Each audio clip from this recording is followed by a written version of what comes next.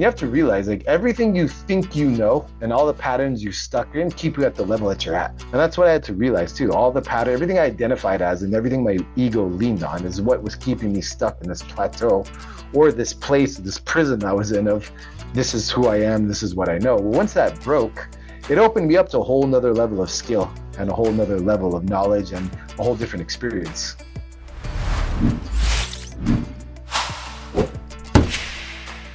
All right, folks, it's time for our favorite podcast, Cut to the Chase. I know a lot of people out there, are suffering mental health issues. I've got a great story here today, a story of resilience, unconventional paths to healing, and lessons that challenge the way we think about mental health and purpose. I brought on Robert Greene today to discuss his story, U.S. Navy veteran diagnosed with PTSD. We'll get into what that is. Back in 2015, tried to take his life and, then sought mental health treatment and got the, okay, we'll talk to you in 8 months story. Instead of waiting for the 8 months, he went on a very interesting path. He took matters into his own hand. And that's what we're going to talk about today here on Cut to the Chase. Robert, how you doing? I'm doing well. Thank you for having me on. All right, so let's start at the top. Tell us a little bit about you were in the Navy. Where did you go? How did you develop Yeah. PTSD? Okay. All that. What is PTSD? So I was a hospital corpsman in the U.S. Navy from 2002 till 2008. I went on two deployments and one humanitarian aid mission. So we were doing a support mission in support of Operation Enduring Freedom, Operation Iraqi Freedom. We were deployed to Liberia during the Civil War of 2003, which is a lesser known conflict. It wasn't really televised that much. And then we did a humanitarian aid mission in Eastern Europe. And then I was stationed in Japan for 2 years, and then I got out of the Navy. So to answer your question, what is PTSD? PTSD means post-traumatic stress disorder. And it usually happens in the aftermath of a traumatic event. So you have a severely traumatizing event, and the aftermath, the effects of that event create a disorder in your personality, in your sleep cycles, in your emotional regulations, even sometimes your physical health. So it's kind of like the idea of getting in a car accident emotionally. Yeah. Right? Like, because you can see a physical injury. Like if I got in a car accident, you saw me on crutches and bandaged up, you would know. But emotionally, we get into these kind of car accidents, but we don't see it visibly. So it's something we carry within, and then it has residual effects on our quality of life. So the diagnosis was made by the Navy. How did the diagnosis come about? When I was in the Navy, I was having a lot of problems because mid-deployment, my stepmother passed away when we were in the middle of being deployed to the Liberia conflict. So I had to leave my unit, fly across the world in 4 days, go to a funeral, then go right back. Yeah. To working 23-hour days. It was insane. So it started then, but I got diagnosed with PTSD in 2015 after I made an attempt to end my life. I was at a really low point, and a point of substance abuse was a normalized thing. My relationship was really crazy. My career was falling apart. Chronic insomnia, chronic anxiety, mood swings. I had muscle spasms in my chest from so much tension. I was in a really bad spot then. So it happened in 2015, So the official diagnosis. when you were discharged from the Navy, didn't they give you a medical examination at that point? Didn't the Navy give you some type of evaluation? Didn't they pick up on it? Not really. The thing is, back when I got out, it might be different now, but I got out in 2008. They gave us something called TAPS class, means Transition Assistance Program. So you'll get your medical clearance, like they're going to take your blood samples and all that kind of stuff, your physical health. But in terms of your mental health, they didn't really do much. They just gave you a 3-day class where they basically told you this is how you can get a government federal employment. This is how you can get your GI Bill benefits. These are the places that you might get a job, but you're probably going to end up a drug addict and homeless. Are you sure you want to get out? Here, you can sign a paper to stay back in if you want to change your mind. Okay, you don't want to sign it, you're probably going to be a loser. Get out of here. Really? Like, in Wow. a nutshell, that's kind of what happened. And then they just set you loose and you're on your own. Yeah. So, I always was under the impression that they would give you like a disability rating and all that kind of Well, stuff and put you in the system and allow you to access the VA hospital and all that. I mean, I want to be one clear on one thing. I'm grateful that America cares enough about our veterans to even have the VA and Yeah. to fund it with billions of dollars because a lot of countries don't have that.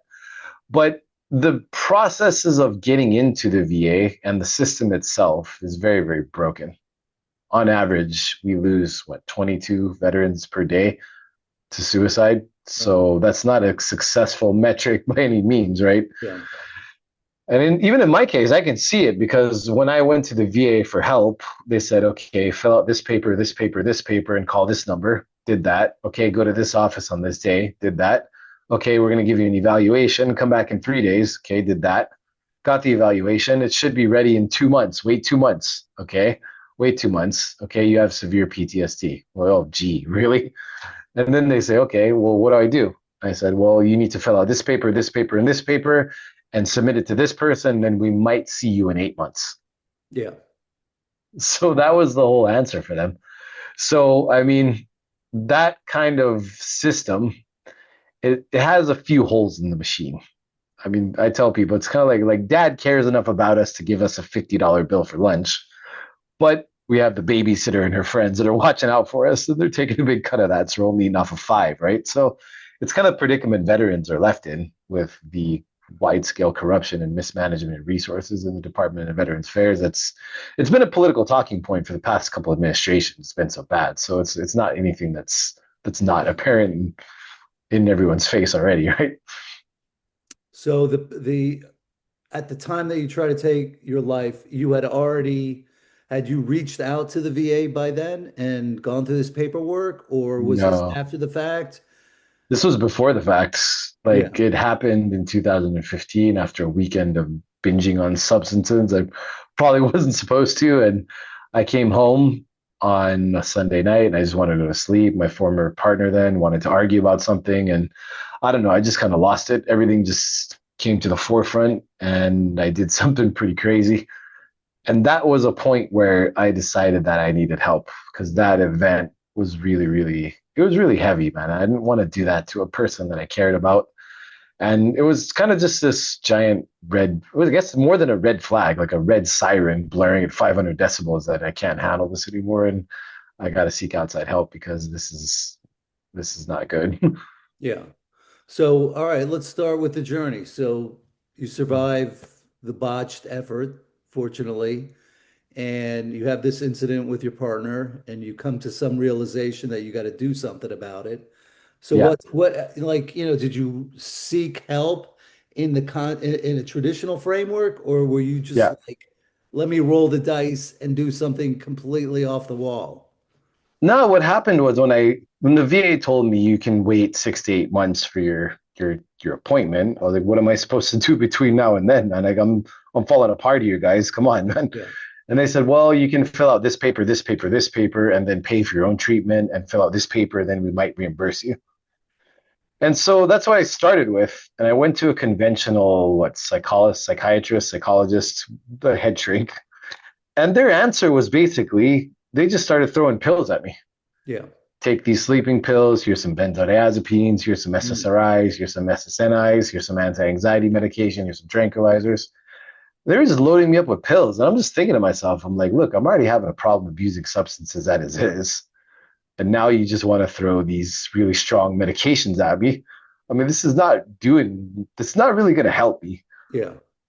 I mean, maybe it helps some people, but for me, it's like I need help here. Like I need someone to sit down with me and help me figure this out. And well, you're gonna have to go to another doctor for that, and that doctor charges $562 an hour per appointment, and they have a 2 week waiting list. So I did that a couple times, and I'm just thinking to myself, I'm paying all this money for these medications, prescriptions, and having to sit down with this person. Like, how long is this gonna take, and how much is it gonna cost me? Because mind you, at the time, my career is taking a nosedive, Yeah. and then I ended up losing my job and getting a severance package. So I was kind of on a finite timeline of like, look, I got to get this figured out and get my life Yeah. back together. I'm going to end up on the streets. So that was kind of a force in the direction of looking into alternatives, and that's when the journey really began. All right. And so did you come up with the journey on your own, or were you like reaching out to certain groups, reading books? How did you come up with this journey? It kind of just happened. I don't know. I guess higher forces were at work. Like the first thing that happened, I had a buddy and he said, "Hey, I know you're going through something. You know, your old lady just left you. You got fired from your job. You look like you're in a bad spot. I got this property in the middle of the Philippines out by this island. It's a little house on the beach, and we got this property, this empty land on top of a hill. Why don't you just go out there and sort your head out for a bit?" So I went and took a trip down and looked at the property. And I was like, all right, I think I'll take you up on that. So I leased it for 2 years. And that was the first leg of it. It was just moving out of the city, just leaving my old life behind and simplifying things. And living in the jungle with the tribal people was kind of the first leg of the journey. Yeah. So it's an So interesting experience. I yeah. I mean, did you, how did you do it? I mean, could you speak okay, the language? not really, because living in the central Philippines, people got to understand there's people called the Aita or the Atis. These are the native indigenous peoples of the Philippines. They're the same gene family as the native Australians, the Aboriginals, or people from Papua New Guinea. So they look kind of like Africans.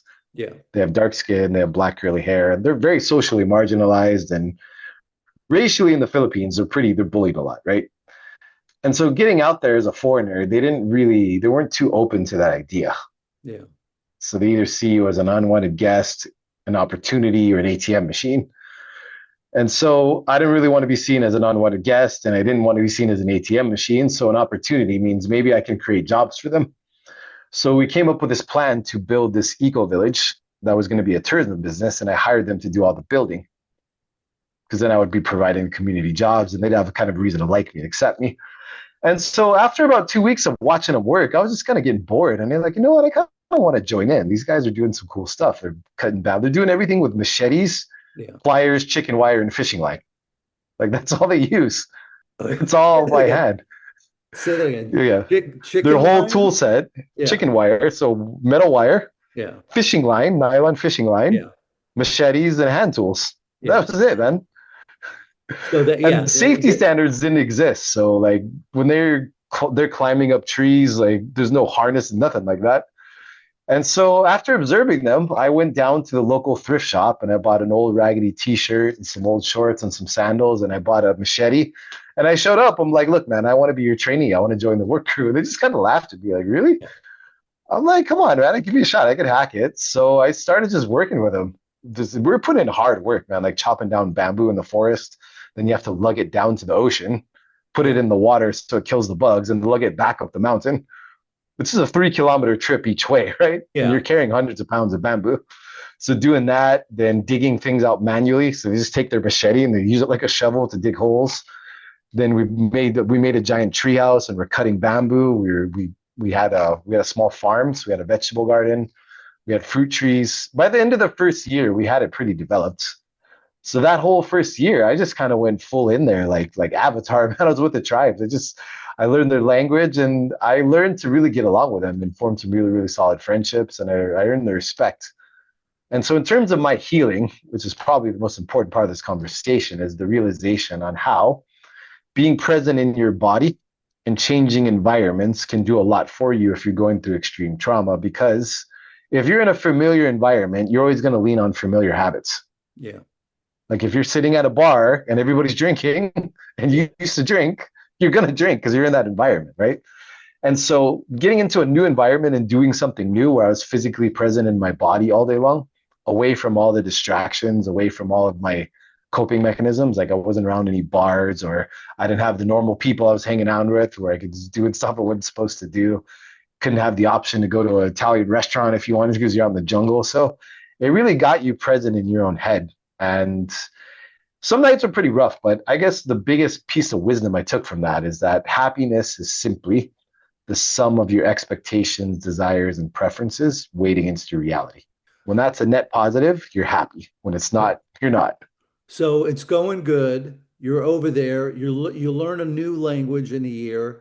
You've got a whole crew that's respecting you. You're white guy out of the blue, and you're running the show there and employing all them. Why leave? I mean, it sounds like at that point you're on the way to an interesting experience, and getting a handle Okay. of your demons.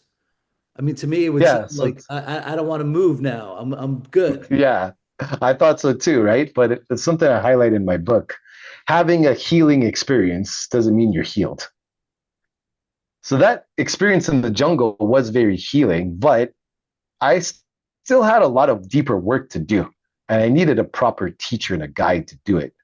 Now, kind of winging it on my own with the jungle people and living off grid and all that, that did a lot for me. But when I was interacting with other people and having to face real human situations, sometimes I would fly off the rails, man. Like I'd still have these kind of outbursts and episodes and things like that. So my friend sent me the study. He said, "Hey, man, you should check this out." It was a research paper written by the University of Indiana and the Department of Veterans Affairs, where they put veterans through a controlled study of doing yoga classes. And I read the whole thing, and then the results said that they were experiencing better impulse control, better relationships, better quality of life, less reactivity, Yeah. more handle on their emotions, and all of the outcomes were positive. So I decided, hey, I want to do that. So I hired a caretaker and I went and packed all my bags up and I went to India. That was the next stop Yeah. And why India? because I wanted to learn yoga from the people that actually invented it, Yeah. like not the second rate or third rate version that's taught. But so like I want to go straight to a horse's mouth. So I went to the city where yoga was born, which is Rishikesh, India, in the Uttarakhand province in the Okay. northeastern part of India, along the Ganges River in the Himalayas. And did you just arrive and say, "Okay, I'm here," or was there a Yeah, a nope, place?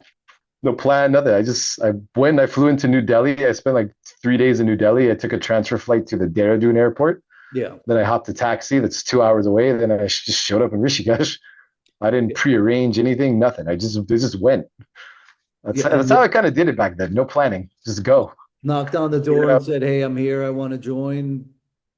Where do I So the go?" first thing I did is I went to a couple of yoga schools because these schools were teaching like the RYT 200-hour trainings. And I got really disheartened by that because it seemed like just an extension of like a college dorm. Like the kids were bickering about who's having sex with what instructor and where they're going to go and what kind of drugs they're going to try. And Oh I'm boy. just like, are you kidding me? What is this? And they're over their price gouging because it's India, right? Like up there, you have cows walking around outside and monkeys taking your clothes and goats and all this stuff. And then they're charging me $5,000 for a month. I'm like, nah, man, get out of here. You Yeah. can't be serious. And so after like three of those schools I visited, I kind of got really I just thought to myself, like, what are you doing here, dude? Like, what's going on? So I went and sat down by the Ganges River in Ramjula, which is up right by the Parmat Nikitan ashram. And I sat there and I was looking really sad and depressed and confused and lost. And some guy walked up to me. He said, "My friend, what are you looking for?" And I thought he was trying to sell me some kind of, Yeah. stuff I probably wouldn't get into. And I was like, "No, no, no, go away." And he just looked at me again. He said, "My friend, what are you looking for in you?" And I turned and I looked at him, and he was like a monk, a Vedic Hindu monk. They call him a sadhu. So he had an orange robe on, and he had the orange turban on his head, really big beard. Older Indian guy, South Indian, he had really dark skin. And he sat down next to me, and I just got having a conversation with him, telling him like, "Hey, I'm here to learn yoga, but all these schools are really crap." Like, and we just sat and talked for about an hour. And he says, "Okay, come on, you're gonna go bathe in the river." I was like, "Are you serious? This is the Ganges River. Like, are you sure?" He's like, "Yeah, no problem, no problem." I said, "No, okay, no problem." This Indian accent. And I get in there, and it's super cold, man. It has to be like maybe 6 degrees Celsius. Yeah. Just, I don't know, in Fahrenheit, that's like 20 something out of it's cold and it hurts. Like you get in that water, it pins and needles, it Yeah. really hurts. And so you have to dip your head under 3 times. And the current gets really strong. So you hold on to this chain, then you drag yourself back up to the steps. And then I remember he started saying this mantra really fast. It was long too. It lasted like 2 minutes. And then as he did it, I had this buzzing feeling around my head and my ears started ringing. And he said, "Your time in India, no sick. You no sick." I'm like, "Yeah, whatever, man. Are you sure?" I didn't really believe it, but if, sure enough, that whole time I was in India for that 3 months, I did not get sick one time. Yeah. And I was eating with the locals. I was drinking water with the locals. I was sleeping on floors, eating with my hands, everything. I did not get sick once. But during that 3 months, he became my teacher. So I learned from him. I learned from a Vedic Hindu monk. So I learned the real practice of yoga, what it's really about. And that really, really helped me transform. That did a lot of really deep work and excavated a lot of stuff and really changed me from the inside out. Because the practice of yoga is simply a meditation to get your mind and your body together through the postures, right? Once you have that awareness, you graduate it to the breath and the subtle body. Once you have that awareness, you graduate it into the deeper aspects of mind and self. And when you take this on as a practice, it has very therapeutic effects because what it does is it aligns you with divinity. Now, a lot of people have different definitions of what that is or whatever faith or theology they look for, but it aligns you with a part of yourself where you are in touch with something called the Atman or the higher self. And doing that for 3 months and living that way, I really got a lot of work done, like childhood traumas. Like it was intense, man. There's a chapter in my book called Mystical Lunacy. There's an author by the name of Anthony DeMello. He said that the mystic and the lunatic are almost the same person. The only difference is that the mystic can ground himself in the practice. And that's what you experience too, going through these practices. You start to expand consciousness. You're in this highly spiritual place. You're doing these different kind of rituals and new things. You lose part of your mind, but you gain it back through the practices if you stay disciplined. If you don't, then you end up one of these crazy people that you're walking around the streets and all that kind of stuff. But to sum up my journey in India, the biggest takeaway was that every trauma and every negative emotion or positive emotion has a physiological effect on the body. And if we have an awareness of that and a deep, fine-tuned awareness of our bodies, we can use conscious breathing and movement practices to release those traumas and expedite the process of healing. So in the context of yoga and what you went through, was there was it bringing out your issues, or did they even like ask you, hey, how did you end up here? What was your life experience? Here's the type of yoga you should do. This is how you Oh, should meditate. None of that at all entered the equation. This is just no, plug and play into their yeah, system. And okay, so how long were you there? How long were you three teaching? months. 3 months. And then So you with just, that experience, like you have to understand being around people who live in this vibration, because they have no worldly attachments at all, right? They don't worry about a job or a family. They only worry about, or they only care, the only thing they focus on is prayer and meditation 24/7. So they have a different level of sense and intuition that we don't normally have access to. Because at night, we didn't use electricity or lights. So you have to learn to see in the dark. yeah. And you can, if over a long enough timeline of practicing it, you develop another set of senses by going through that. So these guys knew. They didn't know how to intellectualize it and articulate it in a Western context, but they knew exactly what I needed. Yeah. Good. Yeah. Go. No, no, no. You go. I remember there was a day I met this guy from Nepal. He was also a sadhu. And he looked at me and said, "You're bound by so many things. Why are you so afraid?" And then the rest of that day of the practice I was doing is, what is my fear? And I remembered all of these childhood memories come up because in my childhood, I was always in a state of fear. Like home Yeah. was never a safe place.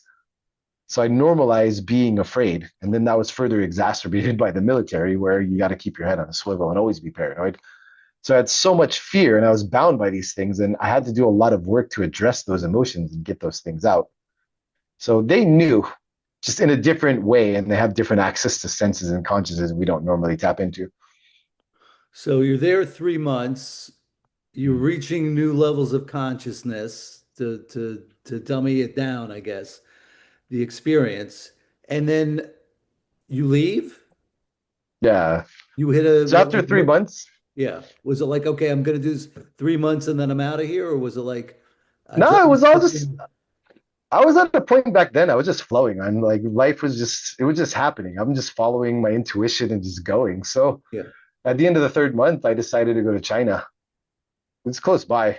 And I wanted to study martial arts. I've been studying martial arts since I was a kid. And I always had this fascination with like beating people up and, Steven Seagal, Jean-Claude Van Damme, all those movies from the 80s and 90s. That was my generation. So going into China to learn martial arts as a discipline that's not centered on violence was a different experience. And so going into I flew into Qingdao City, then we drove about 2 hours south to a city called Rizhao.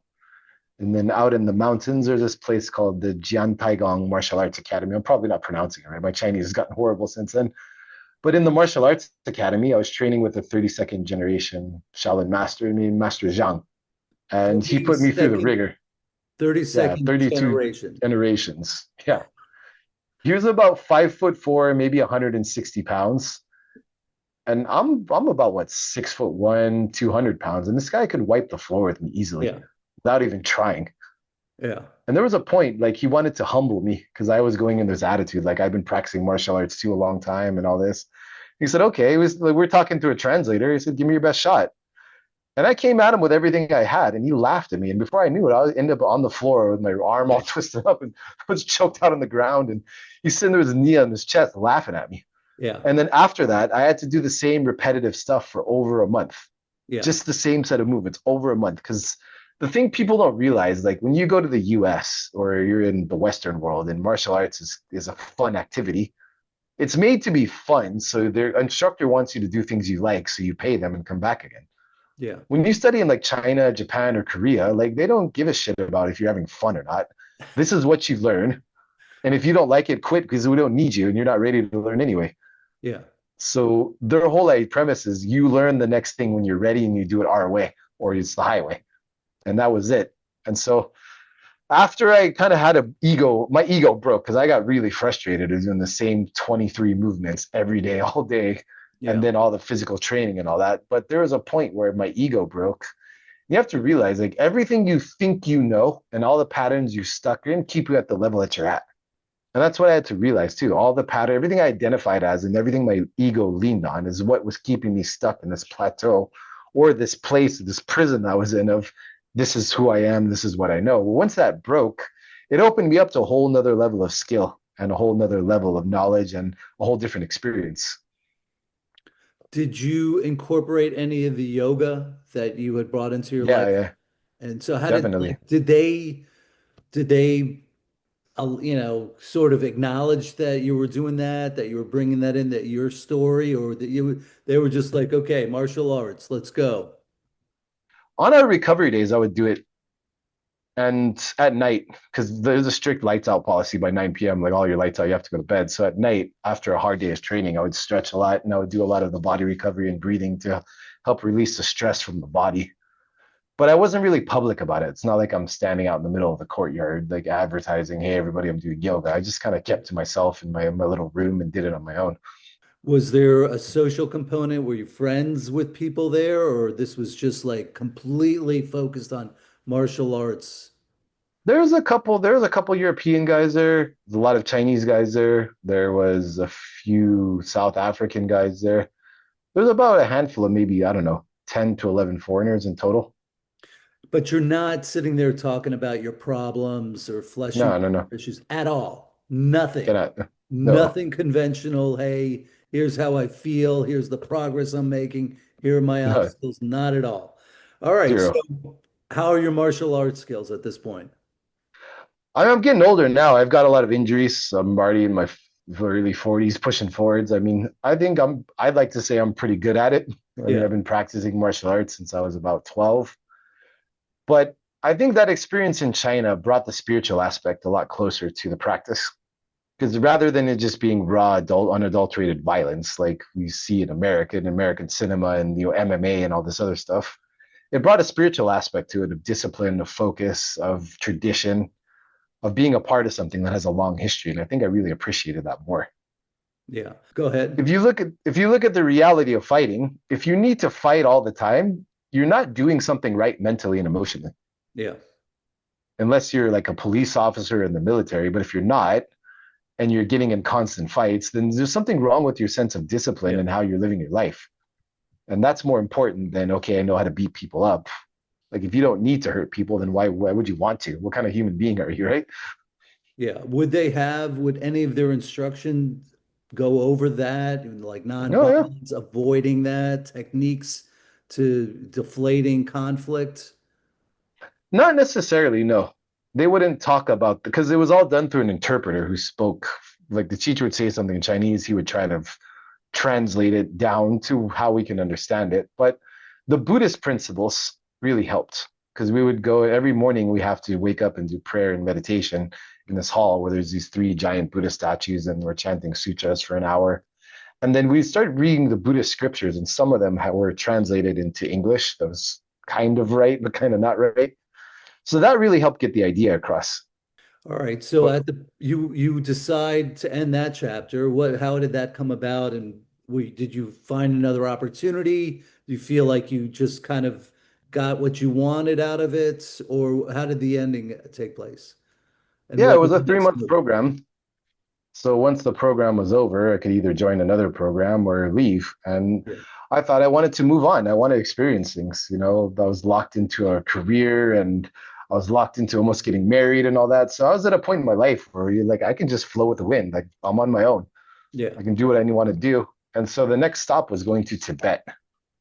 After that, I went to Tibet up to Yeah. Lhasa. I flew from Lijiang to Lhasa. And my original plan was to stay in Tibet for 3 months. And that got cut short because for some reason, I don't know how, the Chinese authorities found out that I was an American ex-military veteran.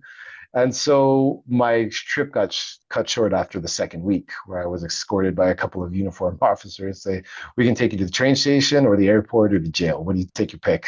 Pack your bags. Let's go. All right, so you get these three great options: train, jail, or plane, and you choose what? Plane. I said, all right. I packed all my stuff within about 30 minutes and I was on my way to the airport. I flew. I bought a ticket that day when I got to the airport. Then the flight was delayed for like 4 hours. So I'm sitting there in the Lhasa airport for 4 hours. Then I flew back to Lijiang, and then I got out of Tibet. It's a very sensitive political climate up there, Yeah, especially with getting Westerners involved because there's recent protests. And I mean, in Tibet too, if you go up there, you'll see the disparity between the Chinese and the Tibetans. And there's certain areas you're not allowed to go as a foreigner. Like it has a big red letters, no foreigners. You can't go there, and they don't want you talking to certain people. And yeah. everywhere you go, you're monitored. Like you can't even drive in a car that doesn't have microphones to listen to what you're talking about. Wow. So, where did you go? So after that, I decided to go back to the Philippines because I had a caretaker I was paying him to look after my property and all that, and I get back, and he did an okay job, but it really needed a lot of work. So I set that back up again, and we're getting in the flow of things like early 2019. And that whole year went by when I was running my tourism business. So I had this eco village that I built, and I was bringing people out and taking them on off-grid adventure tours and just kind of enjoying the island life. And then 2020 rolled around and the pandemic hit. Yeah. That's when things got really interesting because that put a screeching halt to all travel and tourism. So my business immediately stopped and had a heart attack and died on the spot. And then I had to move to a different island because where I was there were severe food shortages. So I moved on to another island that used to be a tourist destination but was now closed unless you're a local resident. And when I was there, I joined a troop of spear fishermen. So there's a group of local spear fishermen who wanted to feed their community. So they would go out 3 to 5 times a week and come back with 30 to 50 kilos of fish every time and sell it in their community to give people food because without that, they would have starved to death. And so joining them and learning how to freedive and learning how to spearfish and being part of that experience, it was quite an adventure. It was pretty fun to do, Yeah. to go out with these guys that just did this all day long. And they'd come back, they caught a marlin once, so it was about 2.5 meters long. They would catch Spanish mackerel, they would catch reef fish, grand tremallis, wahoo sometimes. So it was a good adventure, but learning spearfishing and freediving really helped me control my emotions and breath. And it Yeah. was a great complement to the yoga practice because when you're in the water, especially at depths, when you get down to like 65, 70, 80 feet, you have to be very aware of how you're managing your movement, your mind, your breath, everything. Everything is a very, very detailed, intricate meditation because if you have one misstep, you could die. All right. So you get now you're a fisherman, and I guess they love you that you're out there. You're I, I no? made friends with them. They kind of treat me like a lot of them just get a kick out of it. Like, hey, there's a white guy that wants to learn from us Yeah. and hang out with us. So that was kind of fun, man. I I don't naturally get liked right away. Like sometimes people are a bit apprehensive, but the more you sincere, the more you work, the more that you learn from them and apply it, you practice it your own, and you show that you're serious about learning their skill, then the more people tend to take you seriously and develop a relationship with them. All right. And so now you've written some books, including The Unfiltered Wisdom. Talk to us about that book and what's the objective? How is the process going? And, where are you at with it? I wrote the book. I completed it in 2022. So I wrote it in 2021. In 2022, I got it done. I sat on it for about 2.5, almost 3 years, because I didn't feel like I was ready to kind of put this material out there and really try to show this to people and teach them. Like I was figuring it out for myself. But what I basically did was systemized everything I learned on my journey and how you can apply it to your life if you do have trauma or PTSD, and how you can start to develop a new relationship with yourself by understanding the wisdom, understanding the teachings, and understanding the practices involved with that, and combining all three into new ways of living your life so trauma doesn't dominate you. And so you write the book, you publish it, are you on book tours? How does that go? Right now, the book is on my website. I'm just getting it onto Amazon. So I haven't uploaded yet. Right now, there is a copy available on my website. And right now, I'm just getting the word out here manually, just knocking on doors, shaking hands, talking to people, sending out emails, boots on the ground, just kind of getting the word out right now. So you're in Bali, Indonesia. Yeah, yeah. Yeah. And how is So that? right now, I'm in Bali, Indonesia. Are It's you, pretty good. I'm yeah, just, what's the day to day like? What's your day to day like? Are you working or are you back to ecotourism? yeah, of course. Yeah, So how I have is an automations company. I'm heavily into AI and automations, and I set up AI systems for businesses. So I do that remotely. So I work with a lot of tourism and wellness businesses abroad, globally, some here in Bali. So setting up automations is my main thing. Then I have my coaching program and my book. And so I'm a digital entrepreneur. So I can work from anywhere in the world. But my day to day is I spend a lot of time in the ocean, I exercise, and a lot of time on my laptop. yeah. And that's pretty much just a rotation between those three things. And the coaching is mental health challenges Yeah. and stuff like that. All right. And so like let's say somebody's listening in the audience and they're like, wow, I'm nothing is working. I need to do something a little different. How do they get in contact with you? You can go to my website. It's www.unfiltered-wisdom.com. And in there, basically, the coaching program works in tandem with the book. So as you're reading the book and understanding the ideas, we then go together to understand and how to systemize this into. It comes down to basically four ideas. Number one, the main idea is emotional intelligence. How are you learning to manage your emotions and relate to them? What are emotions? What do you feel? What's the baseline feeling that drives your actions? And what are you doing with those things? The second thing is emotional maturity. How are you letting your emotions run your life? Are you in control of your emotions or are they in control of you? And what are you doing to create situations and how are you reacting to things? The third one is radical self awareness. You have to be able to be aware of your body first. So, getting a better relationship with the body. The second one is getting a better relationship with your breath and your nervous system.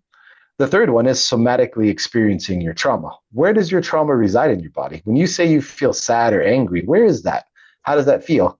And then the fourth aspect is learning practices to release those emotions and those energetic blockages, and then reframe the psychology around them through the meditative practices so you can take a new approach to things with a new awareness. So, training people in the system is basically you're learning to do things the hard way. Because this is not like you're just going to take a medication and everything is better.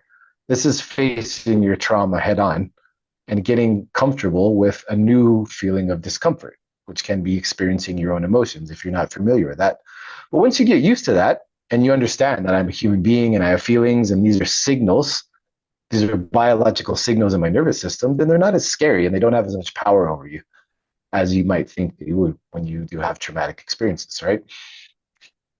So, Robert, this has been a fascinating conversation. I don't know that everybody can, leave to a new territory and solve their problems.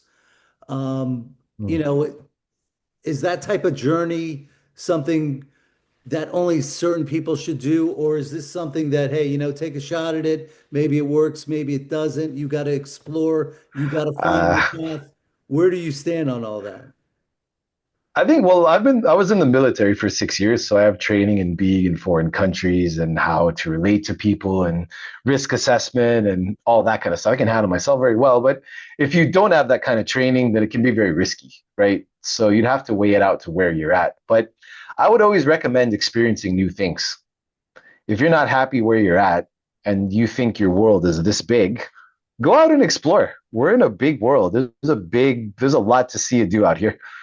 And when you're able to expand your horizons and your mindset, then the problems that you have don't seem as big anymore because you're expanded to new information and new things. So I always encourage people to travel, but you'd have to do things within your level of comfort and where you are and how you can handle yourself traveling, because things can go extremely wrong if you don't know what you're doing. Yeah.